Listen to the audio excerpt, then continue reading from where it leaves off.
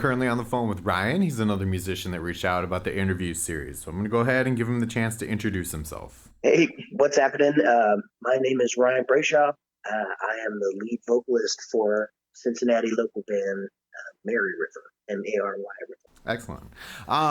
So why don't we start at the beginning?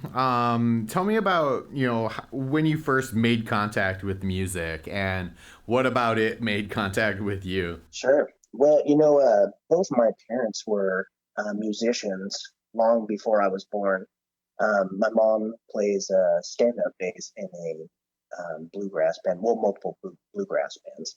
So I basically was getting the bass heartbeat while I was still, being formed. So music's been with me pretty early. Used to sleep on the band, the cables and stuff behind the stage as my parents would perform in various bands and shows.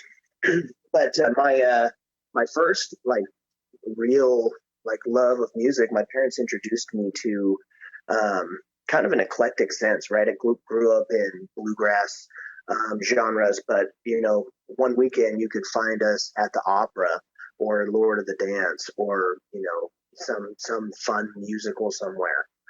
So it basically since day one I've been just surrounded by just every sort of music genre you could probably try to get. I even got a favorite polka band that I listen to in Texas, Brave Combo. Nice, nice. So, I assume with that being your upbringing, it didn't take you long to figure out that you also wanted to be a part of that and start figuring out, how you wanted to be creative towards that. Tell me about how that came to you. Well, my mom and dad were pretty encouraging in that. Asked us what kind of instruments that we found fun and gave us a opportunity to try tons. We always had a piano around. My mom always had a bass and a nice acoustic guitar around. My dad, acoustic guitars and mandolins and stuff. And so being in that bluegrass kind of centric upbringing that I was brought up in, fiddle kind of called to us pretty early. So me and my little sister were doing bluegrass, old time settlers, bluegrass uh, music lessons at 4 and 5 years old. It didn't take though. I picked up a violin a couple of years ago and played it without a mute on and was harshly reminded that I hadn't Sure. played it in 15, 20 years. Okay. And then, how long do you think it took you to kind of lean more towards, the vocal side of it and that being the way that you wanted to pursue it? I haven't getting to see the big musical numbers and the big operatic.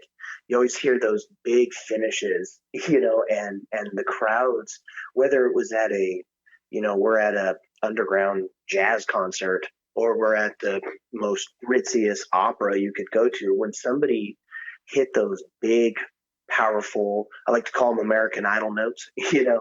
When somebody would hit that and just resonate with the crowd, man, I just would get lifted up. And even at the opera, the clapping would be wildly and more enthusiastic. And I wanted that. I wanted to connect with people like that just had physical reactions to us connecting musically. Okay. And so, did you learn any instruments on your own, or were you more geared towards putting like a full lineup of a band together? Well, I definitely started in a solo type aspect because I couldn't quite figure out what genre that I personally felt called towards. So I've been in worship bands. I've been in I've been in alternative bands and I've done some country stuff and bluegrass, of course. and but starting out, it was trying to find that. So I would pick an instrument and I would try to dive into it and see if it was something that could resonate with the story that I felt bubbling up in me that I wanted to get out. And it took a bunch of stop and starts and kind of eventually landed towards the acoustic guitar because it was definitely a means to start singing my story. But when I found the people that just completely resonated, and we all vibed the same way, and we all had similar musical taste and some eccentric music tastes as well. It, the whole process was like, yes, okay, I am not the solo act. This is a group effort that is really coming together to make some really cool stuff. And so while I thought maybe at some point, maybe I'll try to be a country star, or a folk star or something. It definitely evolved into a group aspect that, of course, brings 100% more dynamics and funner altogether, I think. And then, did you ever kind of try to fill in for any other bands, or was it kind of always along the lines of where you wanted to go, and so you had to put the lineup together to support your vision? I've always been the kind of the hired gun, the support player. So I've been the bassist and the rhythm guitarist and the backup vocals and harmonies and stuff. Just kind of wanting to just be a part of any project that was moving. Um, but now I'm definitely finding myself taking on, um, there's four people in the current band that I'm with, and we're all kind of having this leadership position, doing whatever our specific kind of role for this month is. And it's definitely a change from wondering if I'm going to be able to play the next show to we're going out and seeking our next places and guaranteeing our own spot. Sure, sure. So tell me a bit more about that with the current project that you're in. Are you guys in the studio? Are you just looking to start booking shows? Give me a bit of background of where you guys are at. So, so Mary River, our the current project that I'm in, four-piece band, bass, guitar, drums, a little bit of keyboard with our bassist as well, um, and we're kind of trying to dip our hand into everything right now. We've been in the studio for last couple of months, um, putting work together to get our first album out. We do have a song that's released on Spotify called Whiskey Glitter, and that's just a fun take about bad decisions and terrible coping mechanisms, and we can't relate to that. but we're also dipping into, we're making content videos, and like just last night we were doing a fun live recording session at NKU in their recording studio, and we were filming it, and we were getting the for it's kind of like a live a pre-recorded concert almost. So we're kind of dipping our hands everywhere. We played at the Southgate House several times with bands like the Heavy Hours, good friends of ours, and several shows that are going to be coming up. We're kind of trying to dip our hand into everything, just let people know that we're here and that we're a jam. Okay. And so what do you kind of hope to see come of, the current project that you're in? Where do you want to see that go? Well, obviously one of the main focal points is, like, for me at least, is I'm really just trying to connect with everybody, and I'm trying to tell my story. I've lived a very fun and adventurous and interesting life, and it's had its ups and downs, and people generally seem to resonate with it, and so personally, I just want to reach as many people as I can and see if we can vibe together.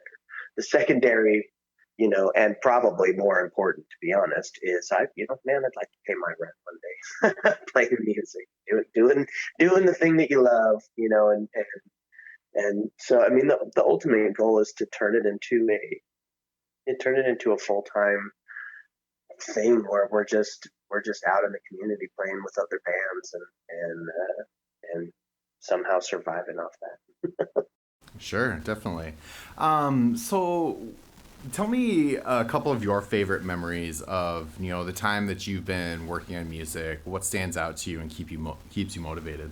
Well, I got some real fun ones, but a couple in particular that would stand out.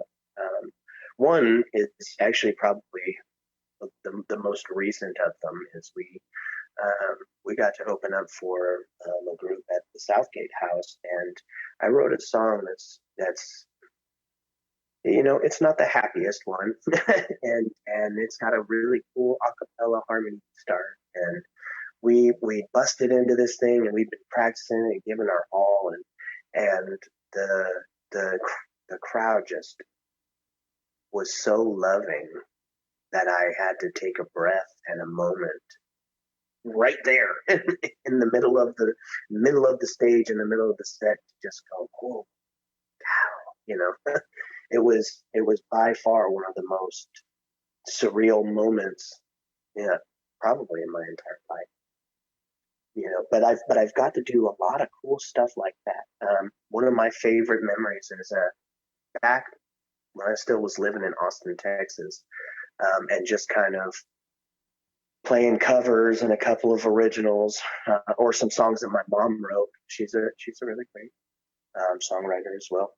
But and a friend of mine asked me if I'd come open this club for him. That it was a brand new club downtown Austin, and he said I'd be perfect to solo act. Come do this, and I'm probably like folky, right? I'm acoustic guitar, maybe a little bit of soul in there, but for the most part, you probably call me pretty folky, Americana maybe. And I get there, and I see that the name of the bar is called Club Infest.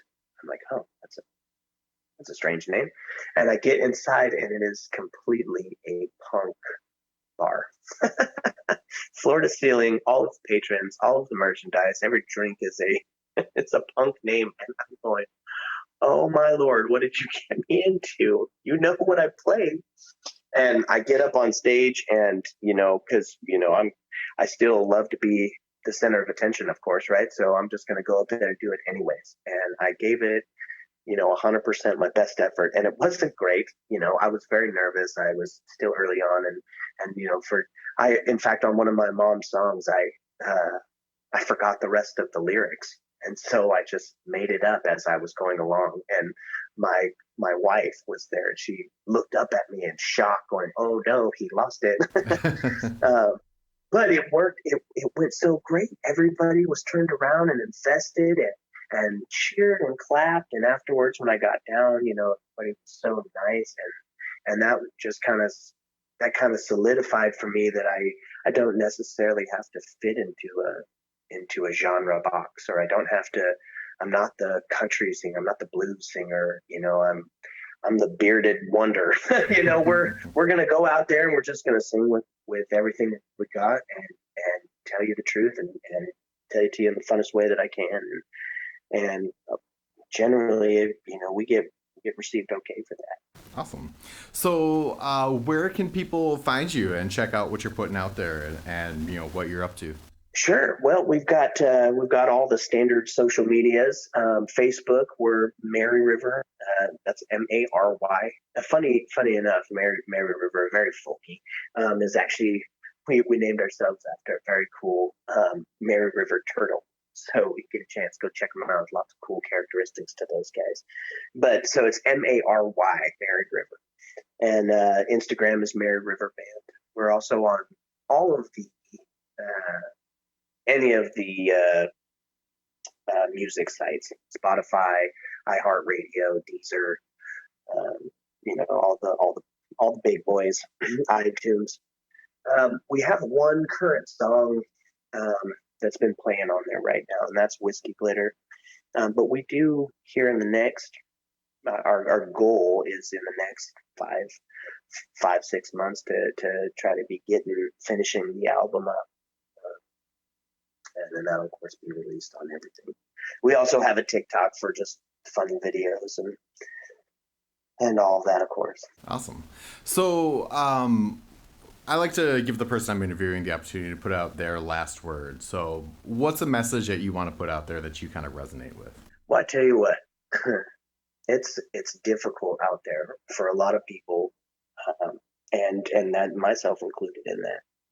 But I think that if we're able to start giving each other a chance to tell each other's story and listen to it with your whole damn heart, um, we're gonna hopefully things might start easing up.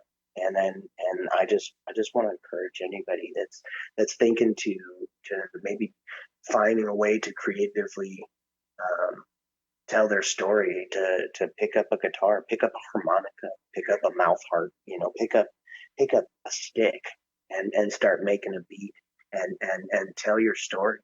And I think that could generally help us everywhere. Just learn to tell your story.